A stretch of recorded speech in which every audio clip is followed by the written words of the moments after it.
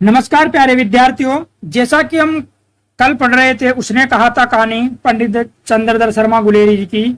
आज थोड़ा सा इनके बारे में जानेंगे और कहानी के बारे में जो अन्य महात्माओं के विद्वानों के जो विचार है वो पढ़ेंगे और कुछ क्वेश्चन पढ़ करके आज इस कहानी को समाप्त करेंगे।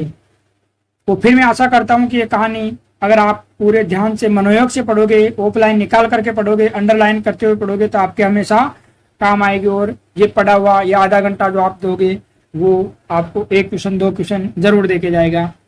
इसी विश्वास के साथ पढ़ते हैं। पंडित चंद्रधर शर्मा गुलेरी का जो जन्म वो जयपुर में 1833 में हुआ। 1922 में इनका अंतकाल हो गया। उसने कहा था कहानी का प्रकाशन जून 1915 सरस्वती पत्रिका में हुआ। और ये भी लगभग क्वेश्चन ही है कि पूरा पूछा जाता है। उसने कहा था कहानी का प्रकाशन वर्ष जून 1915 सरस्वती पत्रिका में हुआ। इनकी अन्य कहानियां हैं वो सुखमय जीवन है और एक बुद्धू का कांटा है। सुखमय जीवन 1911 भारत मित्र पत्रिका में छपी। यह जो कहानी है उसने कहा था ये प्रेम और युद्ध के बीच में जूझती है, झुलसती है। डॉक्टर मधुरेश और राजेंद्र यादव ने इसे हिंदी की पहली कहानी माना। इसे उसने कहा था कहानी को राजेंद्र यादव और डॉक्टर मधुरेश ने हिंदी की पहली कहानी माना। पंडित चंद्रधर शर्मा गुलेरी को इतिहास दिवाकर की उपाधि दी गई है। वाक्पति मुंज को हिंदी का पहला कवि माना किसने? गुलेरी जी ने। पंडित चंद्रधर शर्मा गुलेरी ने वाक्पति मुंज को हिंदी का पहला कवि माना और इसी वाक्पति मुंज को हिंदी का पहला कवि आचार्य रामचंद्र शुक्ल ने भी माना। गुलेरी जी ने 1921 में पुरानी हिंदी नाम से एक लेख लिखा और उसमें इन्होंने वाक्पति मुंज को हिंदी का पहला कवि माना। हिंदी की पहली सर्वश्रेष्ठ कहानी है कौन सी? उसने कहा था। यह भी एक क्वेश्चन है जो नेट वगैरह में पूछा जाता है। फर्स्ट ग्रेड सेकंड ग्रेड में ये क्वेश्चन ही पूछे जाते। पूर्व द्वितीय शैली में लिखी गई कहानी ये पूछा जाता है। प्लेस बैक मेथड जिसे बोलते पूर्व द्वितीय शैली, उसमें लिखी गई कहानी हिंदी की सर्वश्रेष्ठ कहानी है। कथानक का जो कहानी का कथानक है वो निश्चल प्रेम, त्याग और कर्तव्य निष्ठता को केंद्र में रखा गया है। प्रथम विश्व युद्ध को आधार बनाकर लिखी गई कहानी है। ज्यादा समय न गंवाते हुए आज इसको जल्दी से पूरा करते हैं। डॉक्टर नगेंद्र ने विचार और अनुभूति नाम से एक अपना निबंध संग्रह लिखा। उस निबंध संग्रह में उन्होंने एक लेख लिखा गुलेरी जी की कहानियां। और उस लेख में उसने कहा था कहानी के बारे में अपने विचार प्रस्तुत किए। किन्होंने? डॉक्टर नगेंद्र ने। और डॉक्टर नगेंद्र भी हिंदी के एक जीते जागते हस्ताक्षर है। उसने कहा था कहानी का आरंभ चंचल मधुर है। ये कौन कह रहे? नगेंद्र जी अपने विचार दे रहे हैं। पर अंत में जैसे सारी कहानी रस में डूब जाती है। सबसे मोस्ट पंक्ति तो यहाँ तक ही है। नीचे भले आप याद कर पाओ या मत कर पाओ, लेकिन ये कहानी तो आप लोग वेरी मोस्ट लगाओ। इसके बाद में लैला सिंह के पुरुषार्थी व्यक्तित्व से शक्ति प्राप्त कर अंत में उसके बलिदान की करुणा कितनी गंभीर हो जाती है। शर्त, हास, ओज, कारुण्य इसके मिश्रण से इसका जो परिचय होता है वह अत्यंत प्रगाढ़ और प्रष्ट है। सबसे ज्यादा जो मोस्ट पंक्ति है वो यहाँ तक है। और अगर आपके पास टाइम है, अभी टाइम है, कोई वैकेंसी रिसेंट में है नहीं, तो आप इसको पूरा पढ़ते चलो। ज्यादा जोर मत डालो, एक एक लाइन याद करने की जरूरी नहीं। इसको पढ़ो कि ऐसा वक्तव्य किसने दिया है, जैसे कि कहानी रस में डूब जाती है, चंचल मधुर किसने कहा, और इसके परिचय को अत्यंत प्रगाढ़ और स्पष्ट किसने बताया? नगेंद्र ने बताया। इतना याद रखो। ये नहीं कि आप लोग इसकी एक एक लाइन ही रटने बैठ जाओ, क्योंकि हमें वहां टिक मार्क करना न कि लिखना है, रिटर्न नहीं करना। और जब कहानी से क्वेश्चन एक या दो आता है तो जरूरी नहीं कि हर बार बाहर से पूछे, वो ज्यादातर अंदर से ही पूछता है कहानी के, लेकिन कभी कभी पूछ लेता है। तो बस उसी के लिए है, तो इसे ज्यादा टाइम समय खराब ना करे। तो बस सीधा याद रखें कि नगेंद्र ने उसने कहा था कहानी के बारे में क्या कहा। तो सीधा एक तो इसको चंचल मधुर बताया, कहानी रस में डूब जाती है, और इसका जो परिचय है वो अत्यंत प्रगाढ़ और प्रष्ट है। ये चीजें, ये 3-4 शब्द जहां भी आएंगे वहां नगेंद्र लगाएंगे और उसके बाद में आपका क्वेश्चन गलत ही नहीं होगा। बस सीधी बात है, थोड़ा स्मार्ट स्टडी करो। हिंदी की पहली सर्वश्रेष्ठ कहानी जो मैंने आपको बताई पूर्व द्वितीय शैली में यानी फ्लैशबैक मेथड में लिखी गई कहानी है। यह भी क्वेश्चन है। कहानी का कथानक निश्चल प्रेम, त्याग और कर्तव्य निष्ठता को केंद्र में रखा है। प्रथम विश्व युद्ध को आधार बनाकर लिखी गई कहानी है कौन सी? उसने कहा था कहानी हिंदी की सर्वश्रेष्ठ कहानी है और आचार्य यानी डॉक्टर नामवर सिंह जी, और डॉक्टर नामवर सिंह जी ने आलोचना लिखी, और आलोचना लिखी 100 साल की एक कहानी उसने कहा था, ये इनकी आलोचना का नाम है। और इसमें नामवर सिंह जी ने उसने कहा था कहानी की आलोचना की, और अपने क्या जबरदस्त वक्तव्य दिए नामवर सिंह जी ने कि एक बार आप लोग पढ़ोगे तो आप भी देखोगे कि उसने कहा था कहानी क्या है। बहुत जोरदार कहानी है, और इन्होंने इसी आलोचना में आचार्य रामचंद्र शुक्ल का विरोध भी किया। नामवर सिंह जी जो हजारी प्रसाद द्विवेदी जी के प्रिय शिष्य थे। इसके बाद में हम पढ़ते हैं कि केवल ये एक लड़के लड़की की प्रेम कहानी नहीं, बल्कि ये प्रेम ज्यादा समृद्ध है, व्यापक है। शुक्ल जी का ध्यान इसकी ओर जाना चाहिए था। और भी कई पहलू है, लेकिन इसमें कोई शक नहीं। तब तक 1928 तक शुक्ल जी ने अपने इतिहास में और किसी कहानी की ऐसी प्रशंसा नहीं की मेरी जानकारी में। और ये वेरी मोस्ट है। और ये किनका है? तो ये आचार्य नामवर सिंह जी का है। किसने कहा था? ये नामवर सिंह जी ने अपनी जो आलोचना है ना, अपनी आलोचना, उस आलोचना में ये लिखा, ये वक्तव्य आचार्य नामवर सिंह जी ने अपनी आलोचना में लिखा कि केवल ये एक लड़के लड़की की प्रेम कहानी नहीं, बल्कि ये प्रेम ज्यादा, बल्कि ये यानी यहाँ पर इस कहानी में प्रेम ज्यादा समृद्ध है, व्यापक है। शुक्ल जी का ध्यान इसकी ओर जाना चाहिए था। और भी कई पहलू है, लेकिन इसमें भी कोई शक नहीं कि तब तक यानी 1928 तक शुक्ल जी ने अपने इतिहास में और किसी कहानी की ऐसी प्रशंसा नहीं की मेरी जानकारी यानी नामवर सिंह जी की जानकारी में, ये उन्होंने लिखा।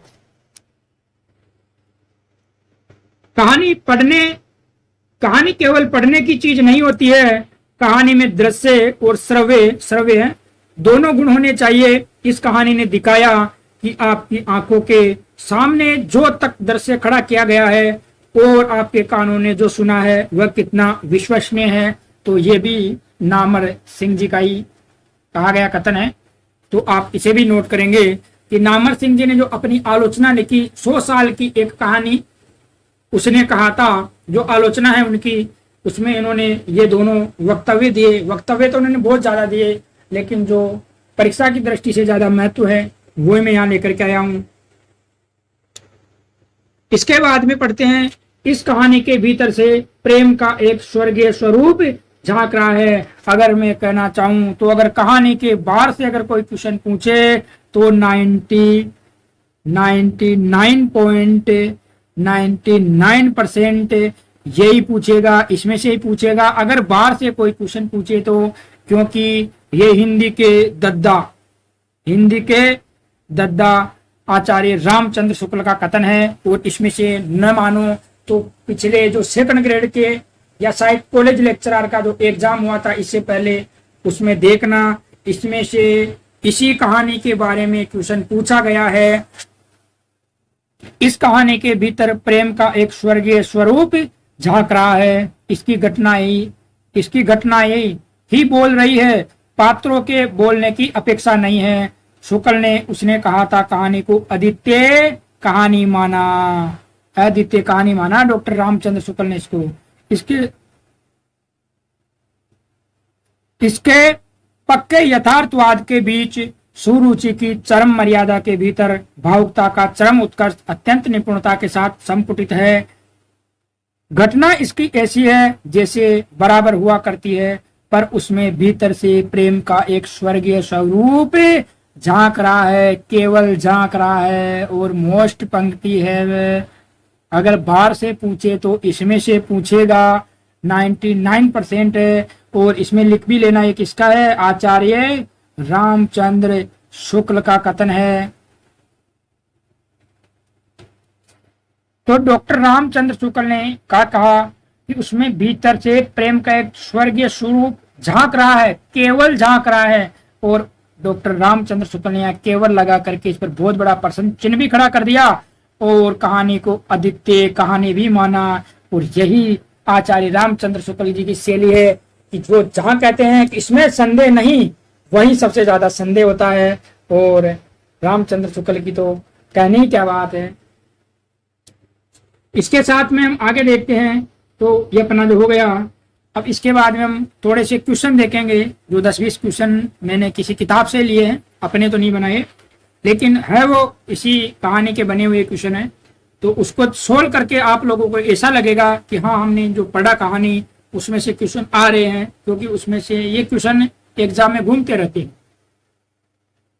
तो चलिए आज का पहला क्वेश्चन देखते हैं हम कि जब लैना सिंह और होरी पहली बार मिले तब लैना सिंह व होरा की उम्र में क्रम से उम्र क्या थी।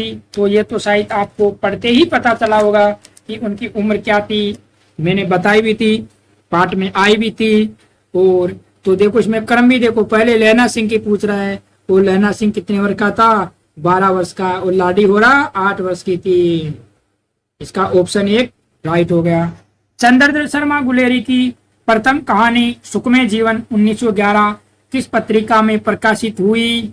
देख सकते हो आप लोग, क्वेश्चन आ गया कि चंद्रधर शर्मा गुलेरी की प्रथम कहानी सुखमय जीवन 1911 किस पत्रिका में संपादित हुई। तो किसमें हुई थी ये, भारत मित्र पत्रिका। पंडित चंद्रधर शर्मा गुलेरी ने किस पत्र का संपादन किया। शायद मैंने कहानी पढ़ाई थी उस समय, इसके बारे में भी थोड़ा सा बताया था। तो कौन से पत्र में उन्होंने संपादन कार्य किया था, तो वो किया था समालोचक में, समालोचक पत्रिका में इन्होंने कार्य किया। पंडित चंद्रधर शर्मा गुलेरी की निम्न में से कौन सी कहानी नहीं है। तो देखिए उसने कहा था सुखमय जीवन, बुद्धू का कांटा या कछुआ धर्म। अब अगर जो सीधी रचना याद करते हैं उसमें तो इनको घूमना ही है, क्योंकि उसने कहा था कहानी है चंद्रधर शर्मा गुलेरी की है, सुखमय जीवन कहानी है चंद्रधर शर्मा गुलेरी की है, बुद्धू का कांटा कहानी है चंद्रधर शर्मा गुलेरी की है, कछुआ धर्म केवल निबंध है, लेकिन है तो ये भी चंद्रधर शर्मा गुलेरी का ही। इसी प्रकार का अभी जो हमारा असिस्टेंट प्रोफेसर का एग्जाम हुआ था उसमें भी इसी प्रकार के स्काउट टाइप के क्वेश्चन आए थे, जिसमें 3 रचना किसी की दे दी, एक किसी की मिलती जुलती दे दी, या उसी की 3 रचना पूछ करके एक दूसरी विधा डाल दी। इसलिए आपको थोड़ा डीप पढ़ना पड़ेगा और अच्छा पढ़ना पड़ेगा। और अभी वैसे समय भी है तो आप इनको इस तरह पढ़ सकते हो कि वो कितना ही डीप पूछे, आपको कोई परेशानी ना आए। अगला क्वेश्चन है, मेरा डर मत करो, मैं तो बुलेल के खड्डे के किनारे मरूंगा। भाई तीरथ सिंह की, ये गलत हो गया, तीरथ सिंह की गोदी पर मेरा सिर होगा और मेरे हाथ के लगाए हुए आंगन के आम के पेड़ की छाया होगी। तीरथ सिंह किसका भाई था। तो किसका भाई था तीरथ सिंह, लैना सिंह का भाई था। और अब बताओ देखो, तो आम कौन से महीने में लगाया था उन्होंने, आम का जो वृक्ष लगाया था कौन से, साड़ यानी आषाढ़ के माह में लगाया था। अगला क्वेश्चन है, लैना सिंह ने बोधा सिंह को यह कहकर सुला दिया कि गोली की आवाज एक हड़के हुए कुत्ते के कारण आई थी। इसमें बोधा के प्रति लैना सिंह का क्या भाव रहा होगा, मित्रता का कि बड़प्पन का कि कायरता का या फिर जिम्मेदारी का। इसमें से कौन सा आंसर सही आएगा वो आप लोग बताओगे। तो इसमें कौन सा सही रहेगा ये मैं बताता हूं, वो है जिम्मेदारी का। क्योंकि जिम्मेदारी का कैसे, आप लोगों को पता हो तो कहानी पढ़ी थी, उसमें लाडी होरा ने कहा था कि मेरे पति और बेटे की रक्षा करना, जिस प्रकार, किस प्रकार रक्षा करना, जिस प्रकार मेरी रक्षा कैसे की थी, उस घोड़े के पैरों से की थी, उसी प्रकार। तो उन्होंने जिम्मेदारी समझ ली थी।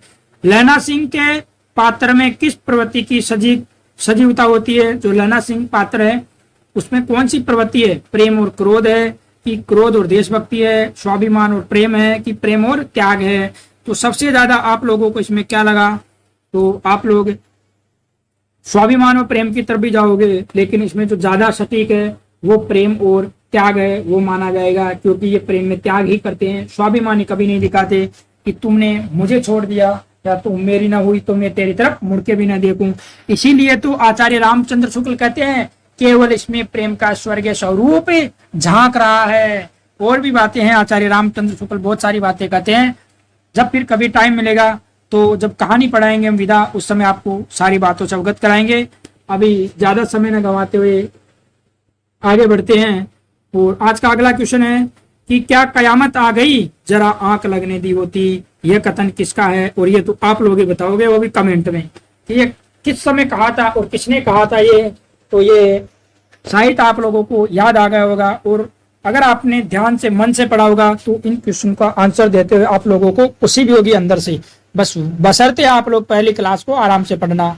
और इसमें वजीरा सिंह जब सोता है तो लप्टन साहब आ जाते हैं, उसी समय कहता नहीं है, उसने कहा था कहानी में प्रेम के किस रूप को प्रकट किया है, उसने कहा था कहानी में प्रेम के किस रूप को प्रकट किया है, उदार, असीम या उपयुक्त सभी।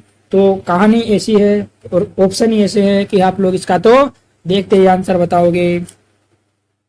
लैना सिंह को कब पता चला कि लप्टन साहब जर्मन है? लप्टन साहब नहीं है। लैना सिंह को सिगरेट देने पर, हजारा सिंह को सिगरेट देने पर, बोधा सिंह को सिगरेट देने पर या वजीरा सिंह को सिगरेट देने पर। तो लैना सिंह को पता चलना है तो वो लैना सिंह को देंगे सिगरेट भी। आज का अगला क्वेश्चन है, लैना सिंह किस पलटन में जमादार था? तो किस पलटन में था वो जमादार?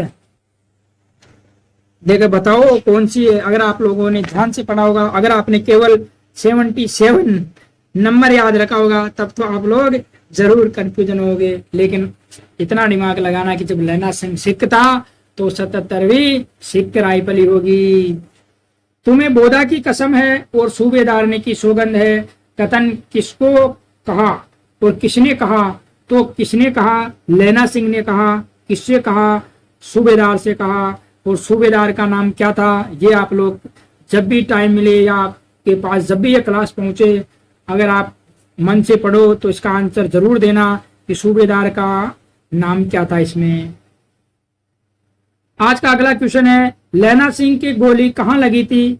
तो कहाँ लगी थी? लैना सिंह की गोली जांग पर लगी थी।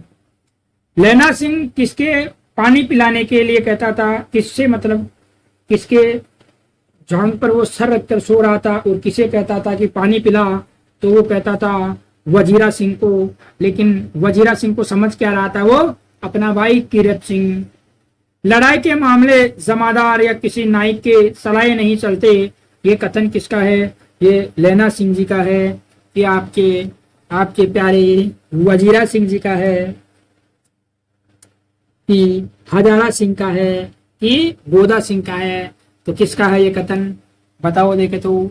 और ज्यादा समय खराब न करते उसका आंसर बताते हुए हजारा सिंह। लैना सिंह की मृत्यु की खबर कौन सी सूची में आई? और ये तो आपको पता है, फ्रांस बेल्जियम की कौन सी सूची में आई थी? फ्रांस और बेल्जियम की 67वीं सूची। मैदान में घाव से मरा नंबर 77 सिख राइफल जमादार लैना सिंह। और ये लाइन मोस्ट है, अंतिम लाइन वैसे ही मोस्ट है, यही रात अंतिम और यही रात बाहरी, इसीलिए अंतिम और प्रारंभ तो होता ही मोस्ट है। इसी के साथ आज का जो अगला क्वेश्चन है वो है, विपत्ति का अनुमान लगाकर लैना सिंह किसे आदेश देता है? विपत्ति का अनुमान लगाकर लैना सिंह किसे आदेश देता है? बताओ दे दो तो साहब, किसे आदेश देता है? किसे भेजता है वो कि जाओ कहाँ, किसे लेने कि विपत्ति आ गई है? किस रूप में आई थी विपत्ति? विपत्ति जर्मन साहब के रूप में आई, लप्टन साहब के रूप में आई थी। किसे भेजता है वो? तो वो भेजता है, ये कथन किसका है? तो ये कथन है लैना सिंह का। कहा किसको था? वजीरा सिंह को। उसने कहा था कहानी का कथानक कैसा है? प्रेम पूर्वक है कि देशभक्ति पूर्ण है कि पारंपरिक है कि भाव प्रधान है? तो इसका आंसर आप लोगों को समझ के देना होगा, क्योंकि ये क्वेश्चन कहाँ से आया है? इसके विशेषताओं से बना करके पूछा गया है, नहीं तो आप लोग अब तक तो इसका आंसर बता चुके होते। तो इसका आंसर क्या होगा?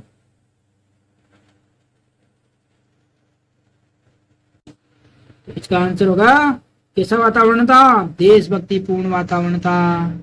किसकी गोद में लैना सिंह के प्राण निकल जाते हैं? तो किसे कहता है वो पानी पिलाने के लिए? तो इसका जो आंसर होगा वो वजीरा सिंह। और वजीरा सिंह क्या था इसमें? तो पलटन का विदूषक था। और सूबेदार हजारा सिंह। लैना सिंह कितने नंबर राइफल में जमादार हो गया था? तो लैना सिंह 77 नंबर सिख राइफल में जमादार हो गया था। सूबेदार ने के पुत्र का नाम क्या था? सूबेदार ने का नाम क्या था पहले तो ये बताओ। लाडी होरा, और इसके पुत्र का नाम था गोदा। लैना सिंह किसके विरुद्ध लड़ने गया था? मतलब ये कौन से देश की ओर से था और किस देश के विरुद्ध ये लड़ने गया था? इसका मतलब ये नहीं कि किसी एक जने के साथ तो गया नहीं था ये। तो ये जो इनकी पूरी की पूरी जो इनकी वो पलटन थी 77वें नंबर सिख राइफल थी, ये किसके विरुद्ध थी और ये कौन से देश की ओर से लड़ रहे थे वो बताने आप लोगों को। तो किसके विरुद्ध लड़ने गया था ये? लेफ्टिनेंट साहब कौन बनकर आया था? जर्मन। तो किसके विरुद्ध गया होगा? जर्मन। किसकी ओर से लड़ना गया था? तो फ्रांस, क्योंकि फ्रांस से मेमी तो इन्हें देती थी क्या? खाना, सिगरेट देती थी ना। जर्मन सैनिक किसके छद्मवेश में लैना सिंह के पास आया था? तो किसके? लेफ्टिनेंट साहब के छद्मवेश में लैना सिंह के पास आया था। आज का अगला क्वेश्चन है सूबेदारनी कौन थी? तो सूबेदारनी कौन थी? सूबेदार की पत्नी थी। नाम क्या था इसका? लाडी होरा। वैसे तो हो रहा था लेकिन लाडी कहा गया इसमें। वजीरा के कुछ समझ कर कहा। हाँ, पंक्ति में वजीरा ने स्वयं को क्या समझ करके हाँ कहा। सही से पढ़ो एक बार इसको। वजीरा ने कुछ समझकर कहा हाँ। पंक्ति में वजीरा ने स्वयं को क्या समझकर हाँ कहा? तो कीरत सिंह समझ करके हाँ कहा। कब? भाई कीरत सिंह, थोड़ा मेरा सर को ऊपर ले और फिर पानी पिला। तो हाँ कहा ना इन्होंने। तो उस समय अपने आप को कीरत सिंह समझ करके हाँ कहा था। लैना सिंह और सूबेदार ने कितने वर्ष बाद पुनः मिलते हैं? तो कितने वर्ष बाद मिलते हैं? पहले तो ये बताओ कि ये लोग कितने वर्ष के थे तब मिले थे? 12 + 8। और कितने बाद मिलते हैं? 25 वर्ष बाद मिलते हैं। तो फिर लैना सिंह की और सूबेदार ने की उम्र कितनी होती है वो आप लोग जोड़ के निकालो। लैना सिंह कितने नंबर राइफल में जमादार हो गया था? तो 3-4 बार आ गया। ये क्वेश्चन भी बढ़िया है। ये 77 नंबर राइफल में जमादार हो गया था लैना सिंह। अपने हाथों झटका करेंगे और पेट भरकर खाकर सो रहेंगे। उक्त कथन में रेखांकित शब्द ने झटका। तो ग्रामीण शब्द है, आप लोगों को पता भी होगा कि झटका किसे कहते हैं? बकरे को एक झटके में काटना।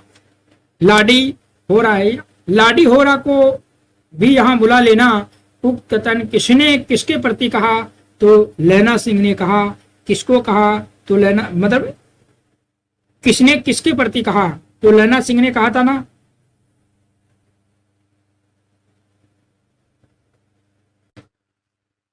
तो इसके सूबेदारनी के प्रति, लैना सिंह ने वजीरा सिंह के प्रति, गोदा ने ना।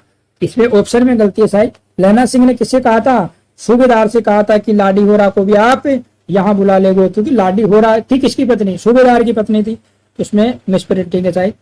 वजीरा सिंह पानी पिला दे, उक्त कथन किसका है? तो ये तो लैना सिंह का कथन है। वजीरा सिंह पानी पिला में इसमें जो ये आएगा यहाँ वजीरा सिंह की जगह सूबेदार आ जाएगा। मैं पादा बन गया हूं, उक्त कथन किसका है? और ये मोस्ट है। और ये संस्कृत शिक्षा विभाग सेकंड ग्रेड 2022 का जो पेपर हुआ था, जो जाकर के अभी 24 में, इसमें शायद 23 में हुआ था। रेट से पहले हुआ था, ये याद नहीं था शायद तारीख। उसमें मेरा सिलेक्शन भी हुआ। उसमें ये क्वेश्चन आया था, ये का ये था कि मैं पादा बन गया हूँ, कथन किसका है? तो ये वजीरा सिंह का कथन है कि मैं पादा बन गया हूँ, करो जर्मनी के बादशाह का तर्पण। और इसी के साथ आज के लास्ट क्वेश्चन है, इनको देख करके समाप्त करते हैं। पंडित चंद्रधर शर्मा गुलेरी का जन्म कब हुआ? तो शायद आपको बताया 1833 में पंडित चंद्रधर शर्मा गुलेरी का जन्म हुआ। गुलेरी को किस उपाधि से सम्मानित किया गया? तो इतिहास दिवाकर की।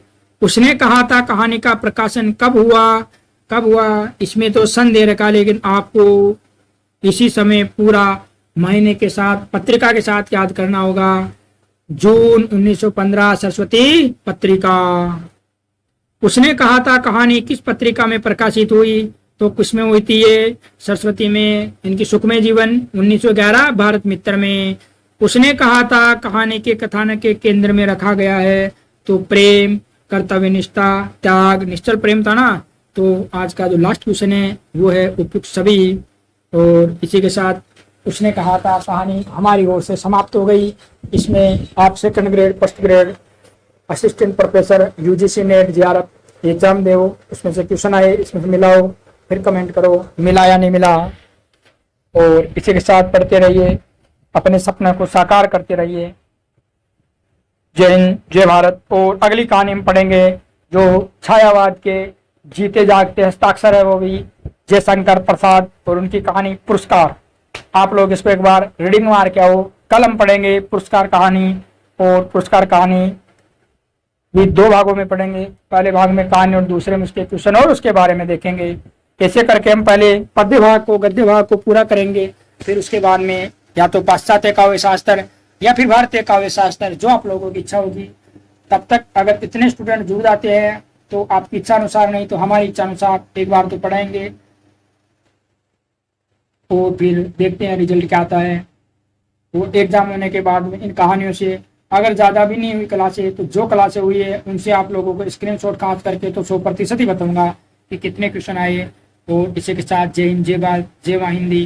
पढ़ते रहिए, अपने माँ बाप के सपनों को, अपने सपनों को साकार करते रहिए। जय हिंद, जय भारत।